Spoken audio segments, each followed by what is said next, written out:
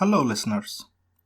I wanted to tell you about something that I use and was part of its inception Joyful.gifts. Joyful.gifts is a service that makes giving gifts very easy and joyful. You tell us who you want to give gifts to, set a budget, and then we select, buy, and ship the gift automatically to every occasion, while you have peace of mind. Best of all, you actually save money, since the software continuously mines the web for the best prices for you. If you want to give it a try, it's at joyful.gifts. No www, no .com, just type joyful.gifts in your browser and you're set to go. Thank you. Hello everyone, and welcome back to the History of Africa. I'm your host, Andy. Last week, we discussed the origins and geography of Ethiopian civilization and the enigmatic land of Punt, and witnessed the rise and subsequent decline of Egyptian influence in the Horn of Africa. So, last week, I kinda messed up. I couldn't find a solid answer on why Egypt's trade connections with Punt suddenly severed in the late New Kingdom period. Well, turns out that my mistake was looking too hard for the answer in scholarly writings about Punt, when I should have been paying more attention to Egypt itself.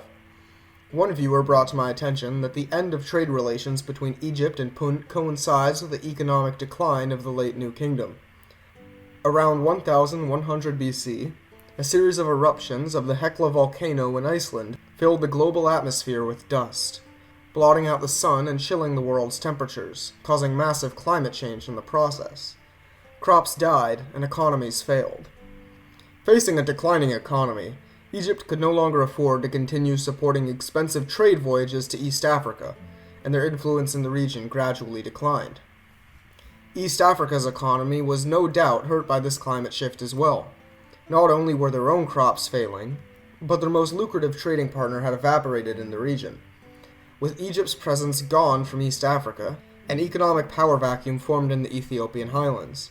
The valuable resources of East Africa continued to be exploited, but with Egypt's absence, there was nowhere to export them.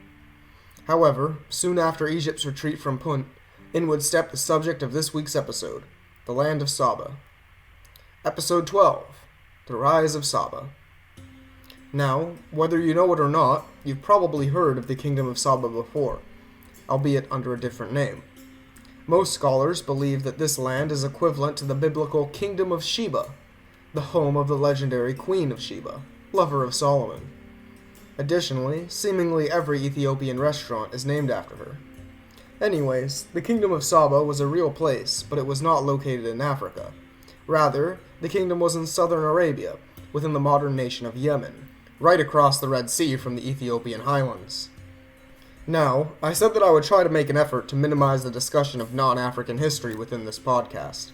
But in this case, the early history of the Kingdom of Saba is so important to Ethiopian history that I'll have to make an exception.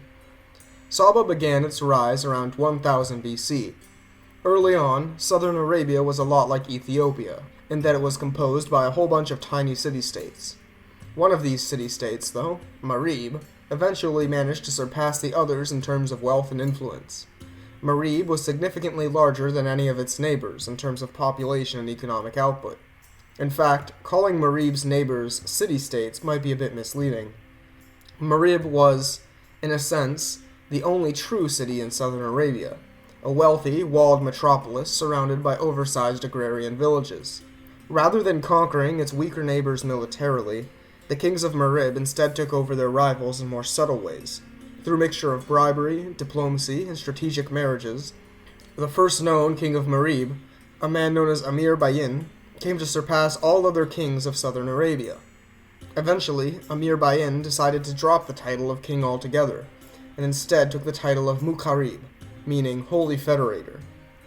This Mukarib was essentially the king of kings in southern Arabia, and while local kings were allowed to keep their power and retained a high degree of personal autonomy, this was only the case if they pledged their undying loyalty to the Mukarib. This confederation of southern Arabian kings would eventually come to form what we now call the Kingdom of Saba.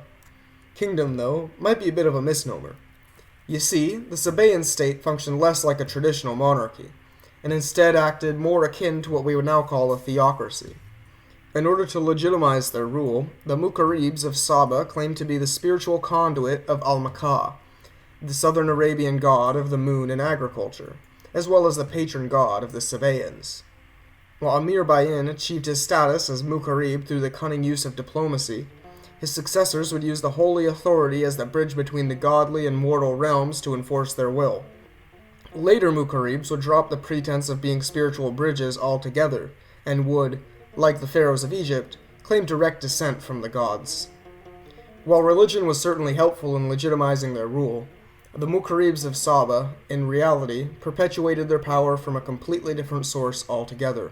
Modern Yemen is an incredibly arid country, with no permanent rivers flowing through its valleys, and this was true back in 1000 BC as well.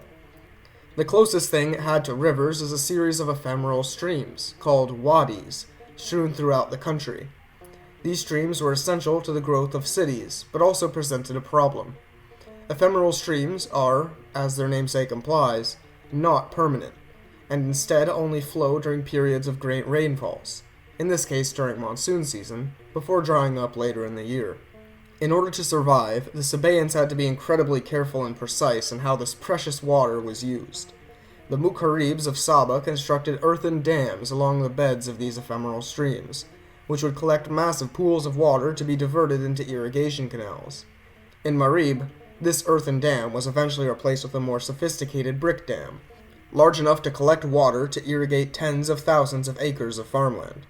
The Mukaribs who controlled these dams also controlled the nation's water supply, and thus controlled the Sabaean state. These advanced agricultural systems allowed Saba to escape the worst effects of the global crop failures. While the rest of the world's economy imploded, Saba's economy was flourishing, and while Egypt's declining economy forced it to withdraw from the Red Sea region, Saba would eventually take its place as the preeminent power. The global economy eventually recovered from the agrarian collapses, and the lucrative Red Sea trade route was renewed, with the Mukaribs and not the pharaohs now reaping its benefits. The largest exports from Saba were incenses, especially the precious aromatic crystallized tree resins, frankincense and myrrh.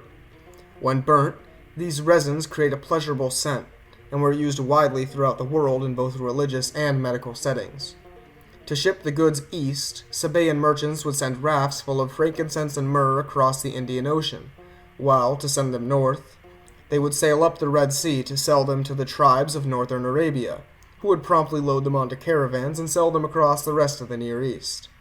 In ancient Canaan, frankincense was used by the Hebrews as an offering to their god, Yahweh, while the ancient Egyptians used frankincense during funerary and burial practices.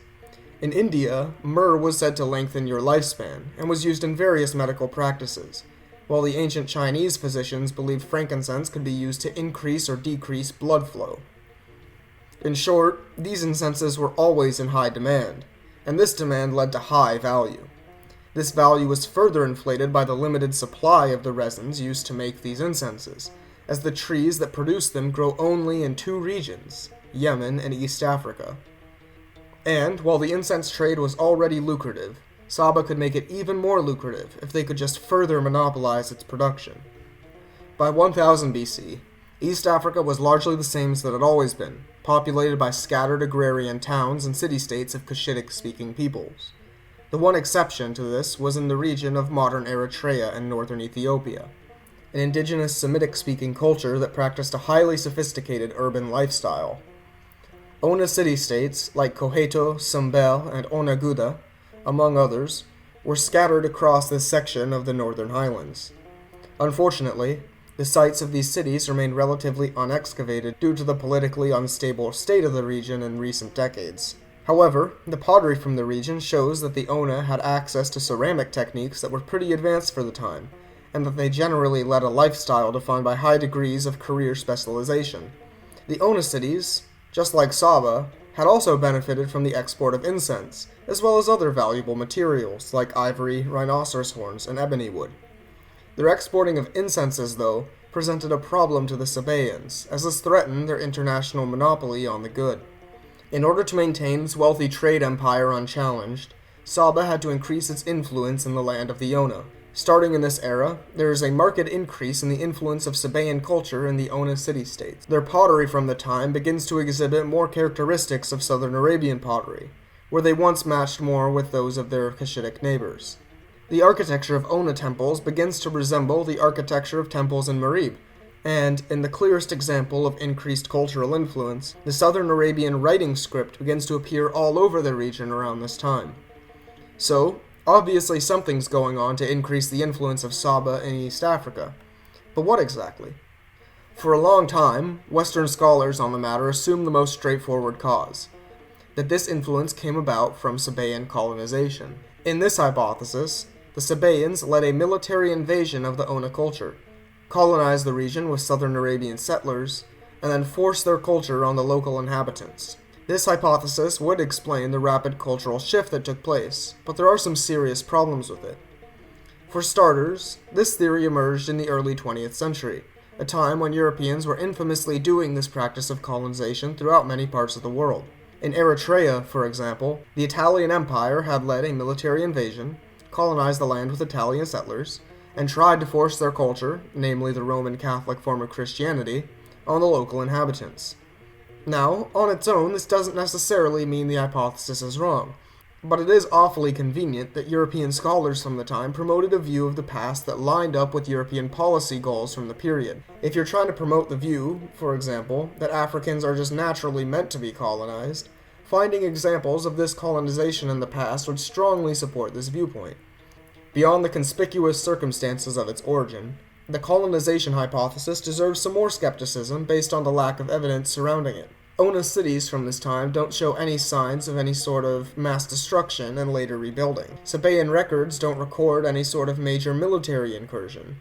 And, most crucially, there is no evidence that Saba during this era had any sort of significant military capability necessary to mount such a large invasion. Yes, Saba would eventually consolidate into a more martial state and wield true armies hundreds of years from now, but at this moment their military composed little more than local militias. Therefore, a military invasion across the Red Sea seems unlikely at best. So, if it wasn't colonization, what else can explain this rising influence? One alternative is that, rather than through conquest, this was a more economically driven influence.